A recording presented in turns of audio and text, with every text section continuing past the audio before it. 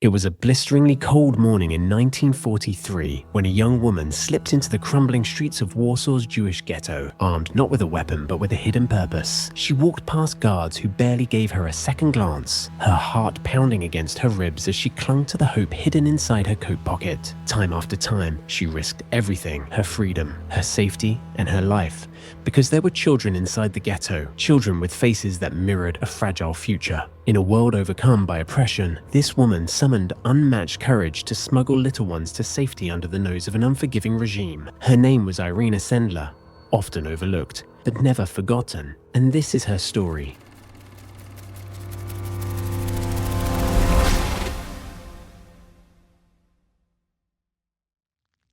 Before we dive deeper, if this story inspires you, please remember to like the video and subscribe to the channel so we can keep bringing tales of real-life heroes to people everywhere. By clicking that thumbs up button, you help ensure that more viewers discover the bravery and resilience embedded in history's most remarkable figures.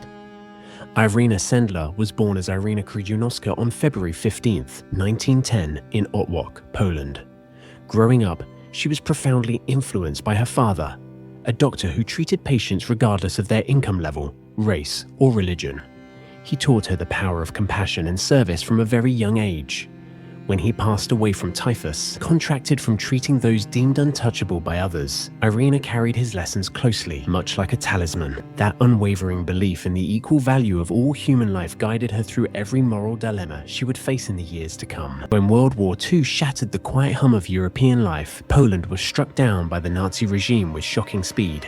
The once bustling city of Warsaw found itself divided, part vibrant memory of better days, part oppressive fortress of fear. Then came the Warsaw Ghetto, a walled-off segment of the city that imprisoned hundreds of thousands of Jews under devastating conditions. Disease and starvation ran rampant. Families were torn apart. Hope was in short supply. Amid this despair, Irena worked for the Polish Social Welfare Department, which allowed her legitimate access to the ghetto. She wasn't just a bureaucrat shuffling papers. No, she was determined to do something far more vital. In those early days, Irena could see the writing on the wall. She wasn't naive. The rumors of mass deportations and resettlements to far-off locations haunted her sleepless nights. She realized that if the children of the ghetto were to survive, they needed to be brought out, one by one, in the dead of night or hidden beneath plain sight. So she rallied a network of people, like-minded souls who were equally driven by an unbreakable conviction in human worth, and together they formed part of the clandestine organization called the Żegota, the Council to Aid Jews. This group orchestrated everything from forged identity papers to safe houses deep in the countryside. Whenever a child was rescued, a new identity was born, complete with a carefully crafted Catholic name and an assumed life history. Smuggling these children was no straightforward task. Sometimes it meant using an ambulance with a barking dog inside to mask the cries of an infant hidden in the back. Other times it involved wheeling a child out in a toolbox or even through the sewer systems. Each rescue carried the risk of immediate execution. Yet Irena's biggest fear was less about her own life and more about what would become of these children if she failed. On countless evenings, she would meet with terrified Jewish parents who faced heart-wrenching decisions: remain as a family in the ghetto with near-certain tragedy looming, or place their beloved sons and daughters in the hands of a stranger. Irena would offer what reassurance she could, explaining they had a chance, a slim chance, but hope nonetheless. If they came with her, she could never guarantee a reunion after the war, but she could promise a chance at life. To keep track of every rescued child's real identity, Irena and her associates devised a secret system. She wrote each child's name on a thin sheet of paper, along with their Jewish name and their new Christian identity. These notes were placed inside jars and buried beneath an apple tree in a friend's backyard, a silent memorial to the life they had once known. She did this so, when the war finally ended, the children might be reunited with their families, or at least discover their heritage. The jars were symbols of hope, preserving identities that a ruthless regime sought to erase. Every time she added a slip of paper, she felt the weight of history in her hands, knowing full well that each name was a life suspended between unimaginable terror and the faint promise of a future. Eventually, Irena was discovered by the Nazi authorities. Captured by the Gestapo in 1943, she was subjected to brutal torture. They broke her feet and legs, demanding the names of those she had rescued rescued, but she refused to betray them, even on the brink of death. She clung to her silence. It was only through a daring bribe from her collaborators that she managed to escape her execution. Falsely listed as deceased, she immediately went underground, changing her appearance and location frequently. Despite her grievous injuries, she continued her work in secret. This unstoppable devotion became her trademark, a testament that courage isn't the absence of fear, but the determination to act regardless. By the war's end, it's estimated that Irena and her network saved around 2,500 Jewish children from certain extermination. Each rescued child represented an entire world, a promise of future generations.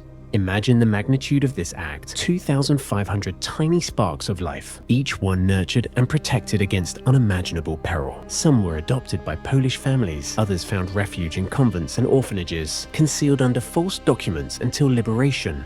After the war, Irena worked painstakingly to unite as many children as possible with surviving family members, though in many cases, parents and siblings had perished in the Holocaust. The tears shed in these reunions, a mix of joy, sorrow, and overwhelming relief, stand among the most poignant moments of post-war history. Her heroic deeds did not become widely recognized immediately. Poland remained under Soviet influence, and discussing wartime heroes who held any ties to Western organizations was frowned upon or suppressed. It wasn't until decades later that her contributions gained the global attention they deserved. In 1965, Yad Vashem in Israel honored Irena Sendler with the title Righteous Among the Nations. Later, a group of Kansas schoolgirls in the 1990s uncovered her story for a National History Day project, bringing renewed awareness to her feats. Eventually, the play Life in a Jar was born, moving audiences around the world. Irena herself expressed amazement that her story resonated across continents, always emphasizing that she never acted alone. She credited her network and underscored that there were many other silent heroes who dared to risk it all. Irena Sendler lived to see her 98th birthday, passing away on May 12, 2008. Throughout her long life, she maintained an enduring humility. When asked about her legacy, she frequently stated that she could have done more children. Imagine being a hero to thousands and yet feeling it wasn't enough. That sentiment echoes through history, reminding us that in times of darkness, there are always those who believe more good can be done. It's a lesson in both the power of individual resolve and the boundlessness of empathy. Her life story stands as a guiding light, illustrating that even a single act of kindness can ripple through generations. As the war-damaged buildings of Warsaw slowly rebuilt themselves into a thriving metropolis, the memory of Irena Sendler took on a life of its own, living in the stories of survivors she rescued, in commemorations at Yad Vashem, and in every retelling of her heroic deeds. The jars once buried beneath an apple tree remain emblematic of the fragile optimism that survived some of the darkest hours in human history. People often ask how one person managed to maintain such unwavering courage, and the answer may lie in Irena's own words. She viewed her actions not as heroic, but as a moral imperative. In the end, that simple sense of right and wrong, a legacy handed down by her father, sparked a movement that saved thousands of lives. Hers is a testament that ordinary individuals can,